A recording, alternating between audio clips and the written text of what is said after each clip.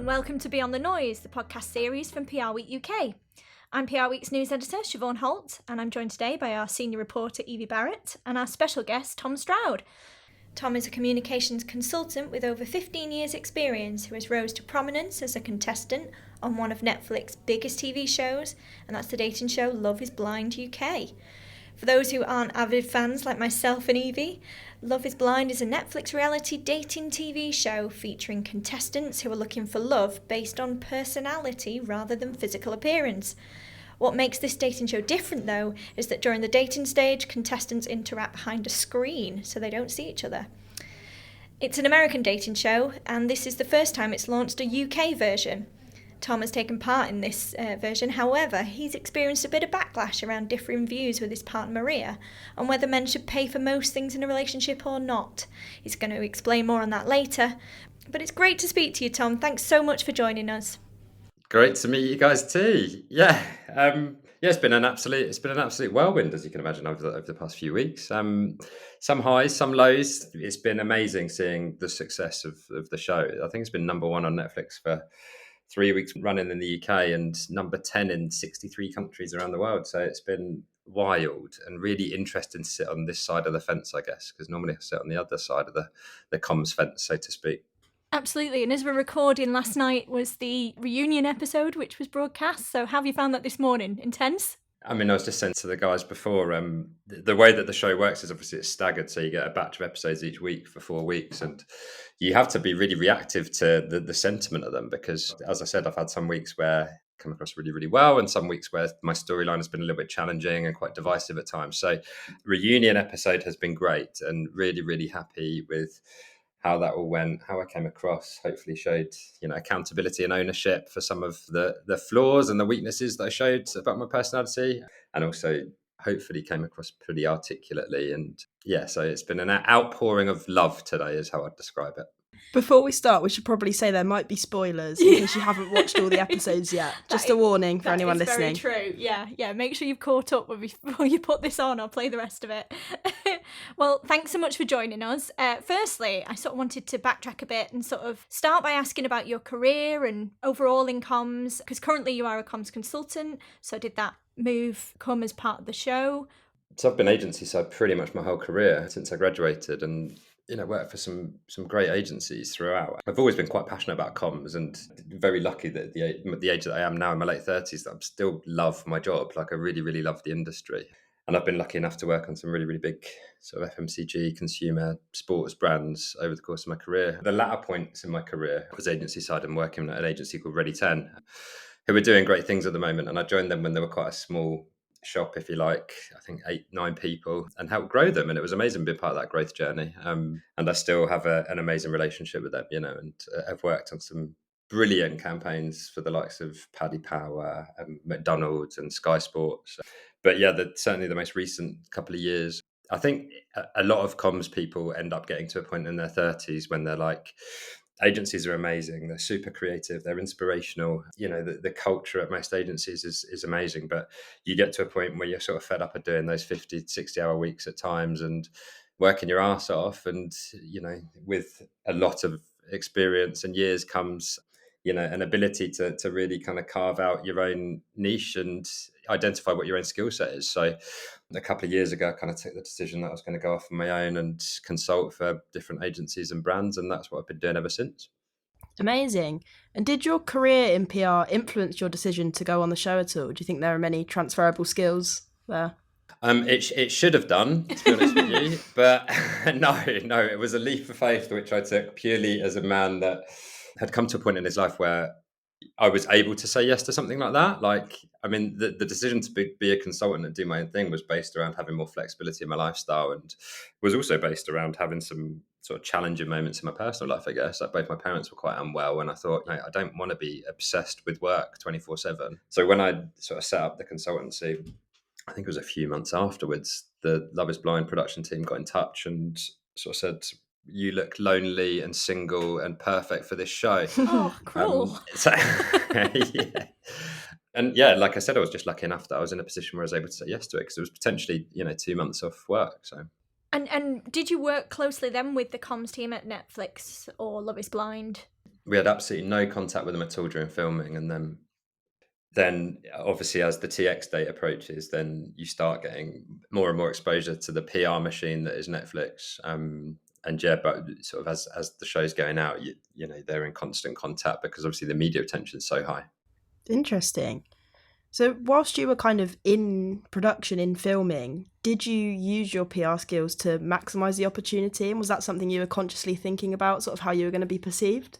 I mean, there's a couple of things I'll say on that. Like, to answer your question directly, no, I really, really didn't want to go in there with any sort of strategy or anything like that because, you know, my genuine feeling was like, you have to be honest and authentic to yourself because when you're going on something like that, which is potentially 2 months long, like, you can't always be the most polished PR version of yourself. Like, the viewer sees everything. And so, yeah, I know that perhaps a couple of the contestants went in there thinking, I want to have a strategy. My strategy is all about making sure that I get a match so that I get taken through like it was a competition almost. I suppose I just wanted to experience the whole thing authentically and be myself and bring that to the experiment because you know I didn't want to hoodwink anyone firstly, but secondly I was aware that you know if you go down a certain path where you're trying to present a slightly different version of yourself, ultimately you're going to get found out at the end of the day with something like that. So I went in it as a person rather than a professional. And did you forget the cameras were on sometimes? That's the crazy thing. And in the pod part of it, like there aren't roving camera crews, they're all hidden. So you forget within 5 minutes. But obviously, a big part of it is when you go to the retreat and then when you go and you live with your partner and or your fiance. And then you are literally like joined at the hip with a 5-person camera crew for pretty much every waking moment of your day, you know? So even with that, you end up forgetting them eventually and they become like your friends. So, have you sought any advice then from peers on handling your PR throughout the process, or has any of the contestants come to you for advice? I wonder. I mean, what I will say is like it.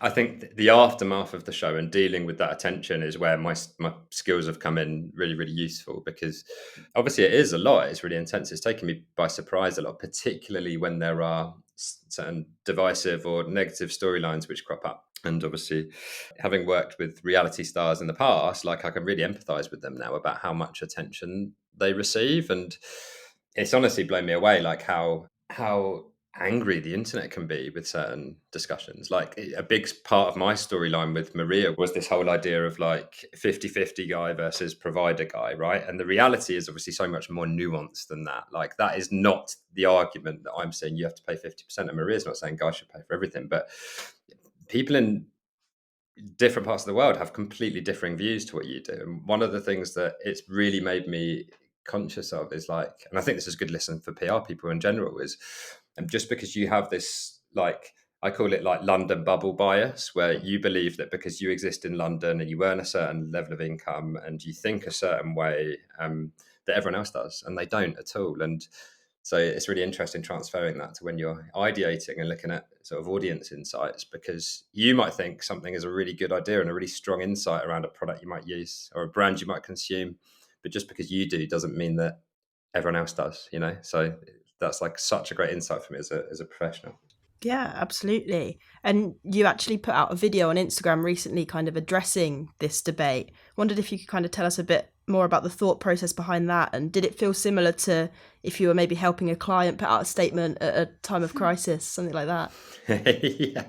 So the second part of your question was an interesting one, and I would like to come back to it about the other guys and giving them advice. But yeah, that part of the storyline in particular, I didn't feel was portrayed or articulated in a particularly fair way for either of us. So it was really important for me at that point to put across my point of view. And obviously, when you film a show like that, there is such limited time for the producers to tell your story. And a lot of the time, your story or your view, your values comes from a whole range of different experiences. And for me, those experiences were, you know, being raised by a single mum who's very independent and strong, and she is able to step into those masculine roles as well, right, and provide for a family. And so that probably taught me. And then in my adult life, I've been surrounded my whole life, my whole career by, you know, professionally women that work like Ready Tenor, an amazing agency, because I think, you know, 2/3 of their management team are female. They publish their stats every year on the gender pay gap. So for me, I've always looked at women professionally and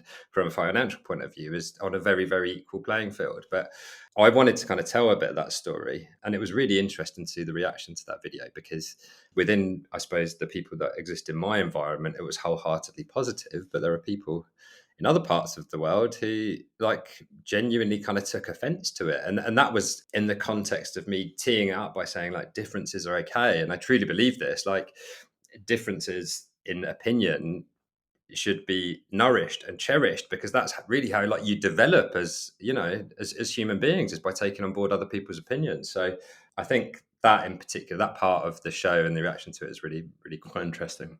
So you wanted to go back, didn't you, Tom? You wanted to say if you've been helping any of your colleagues on the show with any PR. Yeah. So obviously a lot of the guys in particular have had points in the show where they feel like maybe they've been misrepresented, or they feel like their views haven't been shown in the right way, or on certain occasions maybe they've just acted like knobheads and they've wanted some advice. But this is a really interesting part of what I would apply my learnings to in terms of crisis comms is your natural inclination when you feel like you have been scorned or misrepresented on television is to put your point across, and you get so into the detail with it. So you might have a conversation on camera which says, this person said that she came to visit me 6 times, but the reality was this person actually only came to visit me 4 times, because the 2 other times were for work, and it just so happened that she was going to be where I was anyway. And you really want to tell the story with that level of minutiae and detail. And when they tell me this story, my advice as a comms consultant is, you are too in it. No one cares. If you are going to address this, you need to address the macro issue which people care about, because otherwise you're going to end up creating more of a story. People are incredibly sensitive when we go on these shows because you're so involved in it and it's so important to you. But one of my pieces of advice when I'm doing crisis is don't look at it from your perspective, look at it from the audience's perspective. Interesting. And have you been approached by any kind of PRs and publicists for advice, or have they kind of left you to it? Yeah, do you know what? I don't talk about my profession at all on the show, apart from, and I want to clarify the joke about I'm a high-powered PR executive. There was a line in there, which is just my humour, and sadly that didn't come across at all. But because I'm not a high-powered PR executive at all, I'm tight. If you've got any brands that you're working with at the moment that fancy some PR consultancy, just send them my way. But yeah, I have had a few DMs on LinkedIn from people that are sort of looking for a bit of mentorship and that sort of thing, which is absolutely lovely. That's brilliant. So how have your PR skills come in handy in the aftermath of this show, would you say? For example, press interviews. How have you found it generally on the other side? Yeah, doing press it's really fun. I love it. And I think that's because, I know that world. So perhaps I'm a little bit more relaxed and chilled out and aware of the things I can say and aware of the things I can't. It's quite interesting to see some of the other boys in particular who don't trust the media. And actually, I think the days of the tabloids getting a scoop and painting someone in a completely different light to who they actually are, those days are pretty much gone now, right?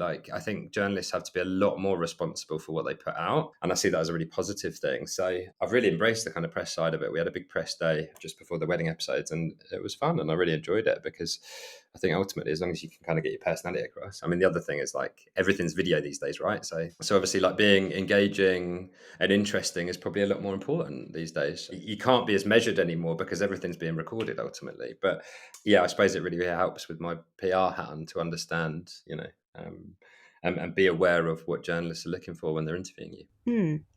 And is there anything, you've touched on a few kind of lessons that you learned, but I wondered more generally if there's anything that you've taken from the show that you'll apply to your career going forwards, or anything that surprised you, perhaps?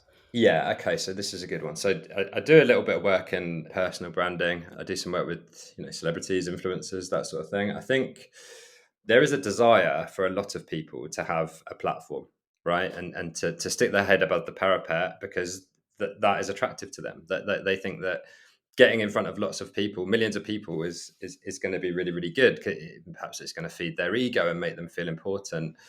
It's a cautionary tale. You need to have a very, very thick skin to be able to do it, because the more people that you engage with, the more people have the right to a point of view, right? So it's taught me a lot about that, and about, for every opinion that you have, and it's important to have opinions, as I've said, like there are going to be people that agree and people that disagree. And more often than not, the people that disagree are going to be a lot more vocal than the people that agree with you. So I'd say like tread carefully with that kind of stuff, because it's not always sunshine and roses.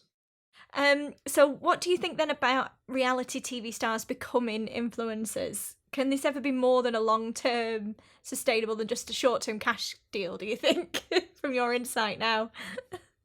Yeah, I've got a fair bit to say on this question. I think there are people that go into those shows thinking, I want to be an influencer. But my view on influencers, content creators, that industry in general, is that it's moved on a lot. And like these kind of like lifestyle influencers, you'd call them in the past, who just like post these aspirational photos of themselves and a pair of Manolo Blahniks or at the Palms Hotel in Dubai or whatever. Like that isn't aspirational to people anymore. So showing off that kind of luxury lifestyle, I think those days are long gone. So my personal approach to this stuff is I don't want to get into like going to Turkey to have my teeth whitened or getting a My Protein deal or any of that kind of stuff, because ultimately that's not me. And I don't see that as, if I was putting content around that, I don't see that as being influential. Like, I don't think that's what influencers are anymore. People follow influencers like because they are generally inspiring, or they have a certain point of view on a topic that people can learn from. Like, so the industry's moved on massively. And speaking from personal experience, like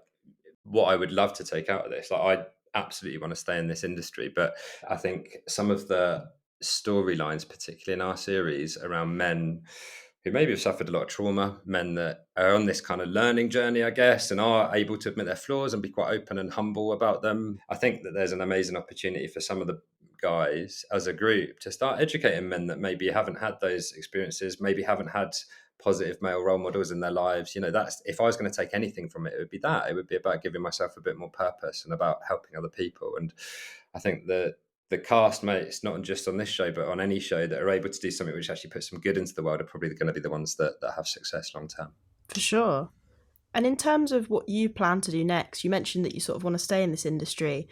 Does that mean kind of still working in PR and shifting slightly into the influencer realm? Do you have much of a kind of social media strategy going forwards? No social strategy outside of just thinking about, right, like what were the things that, the showcase focused on for me in terms of my storyline. And I think some of that is about, communicating your vulnerabilities, your flaws, communicating your points of view and your values.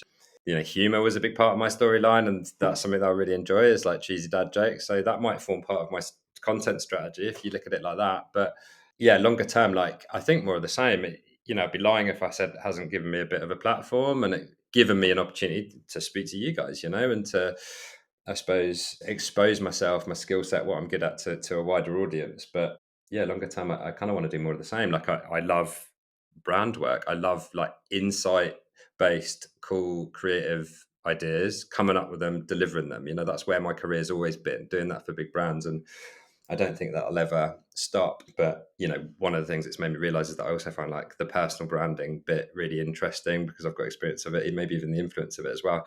My whole thing with my career has always been like, it's having the flexibility to be able to do that wherever in the world I want to be able to do. So hopefully it takes me in that direction. I noticed that a lot of the contestants boasted careers in Marcoms, which I found very interesting. Mm-hmm. We ended up writing a story on it because we were quite taken aback by how many. So in your view then, is it difficult to balance dating and a successful career in comms, would you say? No, I don't think it's difficult to balance dating and a successful career in comms. But obviously, a huge part of my personal storyline was, can you make your differences work? Like, is the love that you have for someone enough, right? And my honest answer to that is no, it isn't. Like, to meet the right person, like, of course you have to be prepared to compromise, but you also have to have similarities or alignment in lots of different parts of your life. So I could see myself getting married to somebody who also is in this industry, because I think there's a certain maybe personality type that it attracts, but also like a certain like respect, I guess, for our craft and the kind of commitment you make from a sort of intellectual point of view, and also a commitment you make literally from the sheer amount of time and concentration it needs, because it's an intense job. And I feel like, when PR people are a bit long in the tooth like I am, you get very used to that intensity, and I think that's normal. And when I chat to my friends that work in other industries, they're like, yeah, I clocked off at 2:00 today. And I'm like, what? Like, is that normal? And it's not. And I love the intensity of it, right? Like I absolutely adore it. But yeah, so I think it does breed people who maybe have the same mindset and similar values to what you might. And just to keep it a bit more work focused, obviously this is the PR Week podcast, wondered if there's any like really fun campaigns that you've worked on, anything that stands out sort of this year that you're really proud of that you could tell us about? Yeah, sure. I'd love to. I mean, my work as a consultant sort of means that I go in a bunch of different directions, right? From like helping directly with brands to help them shape their comms strategies, through to helping out agencies, whether that's helping agencies kind of upskill, bring in new staff, and whether it's help them sort of with their positioning. But I also do work and do campaign work, which I find really, really exciting. And I spoke a bit about Ready 10 earlier, but I got a call from their MD, David Fraser, who's amazing, like a mentor to me and has been for years. Last October, and he sort of called me up and he was like, can you come in and lead a campaign that is in its infancy for McDonald's? And it was a campaign that we called The Meal, which was all about taking the smile off Happy Meal boxes over Mental Health Awareness Week to encourage children to understand that it's okay not to be happy all the time. And this piece of work was incredible. My brief was to come in and lead a very, very good, enthusiastic, but quite green team and help them develop and grow and deliver this absolute monster campaign. Like, it was 1.4 million Happy Meal boxes, across 1,500 restaurants, like, brought in Rio Ferdinand as the brand ambassador. Like, it was a lot of, managing different agencies. Leah Bennett, the lead creative agency, who this happens occasionally where they had to activate a PR agency's idea, which is quite difficult for a big ad agency, but we're amazing. Like, we had a great relationship with a guy called Andrew Long there, who's the creative director, and Steph Bates, the head of camp management, who were just so collaborative. But thinking about a campaign like that for a huge, like, top 5 brand, going in and delivering that was just incredible. And hopefully it's going to sweep up at the awards next March, April time. Yeah, really cool bit of work. And sort of going forwards, is that the sort of thing that you want to do more of? Have you got any like dream clients? Well, I mean, I've worked with some amazing brands in my career, and I'm so lucky. And that sort of big brand creative activation stuff is really my heartland. It always has been. But I think moving forwards, like, I would love to have a foot in that still, and particularly around like the strategy and creative part of it. But my desire to work remotely means it is quite difficult to manage a team. Like, that contract that I just talked about had to go in and be in the office 5 days a week, because I'm truly of the belief that if you want to upskill a team of people, you have to be there in the trenches with them, and they have to learn by osmosis. I hate to say it, guys, and this is a big debate topic in the PR industry at the moment, but I genuinely feel like for agencies, when it comes to activation work, you need to do it in person. Like, there's no way around it for me. You're now starting another social media row, Tom. I'm fine for it. I'm ready for it. I'm media trained now, so that doesn't lend itself well to remote. But yeah, like, one of the things that I'm really, really interested in, I'm doing a lot more work in at the moment, is that employer branding piece, and the personal branding stuff's like really interesting. I think that's like one of the big hot topics in PR at the moment, is making, whether it's CEO level people or even just employees in general more human. And for me, that's how brands are going to appeal to a broader target audience, is by like understanding the human behind the brand, right? And I'm seeing a lot of growth in personal branding agencies at the moment. It's definitely something that I think will continue. Yeah, and obviously we've had in the news recently, haven't we, about the CEO at Starbucks landing himself in hot water in the newly appointed role. So yes, I think you're right. I think it's a growing area, definitely. Exactly. And this is because he wanted to work remotely, but he didn't want his staff to. So, which is a little bit hypocritical, I think, but I'm not going to get into that one. So That's fair enough. Well, that's all we have for this week's episode. Thanks so much to Tom for coming on PRWeek's podcast, and thanks as always to Evie. And thank you for listening. Bye for now.